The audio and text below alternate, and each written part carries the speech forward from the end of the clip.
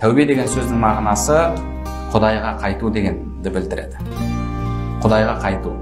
Яғни негізінде, әсілінде сіз Құдаймен бірге болуыңыз керек еді. Бірақ күнә жасадыңыз, намаз оқымадыңыз, құлшылықта болмадыңыз, Алла тағала тыйым салған істерді істедіңіз. Сонымен сіз Құдайдан ұзақтадыңыз. Құдайдан ұзақтап қалдыңыз. Негізгі мекеніңізден ұзақтап қалдыңыз, кеттіңіз.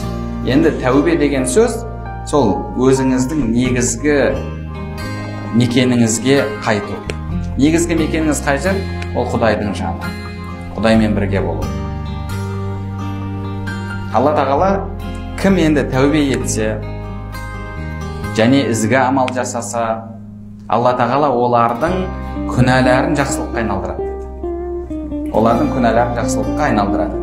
Яғни сіз күнә істеп жүрген болсаңыз, Алла тағала сол алдын күнә істеген болсаңыз, сол күнәләріңізден өкініп тәубе еттіңіз бе, Алла тағала сіздің сол күнәләріңізді де сауапқа айналдырып жібереді. Тәубе үшін не керек?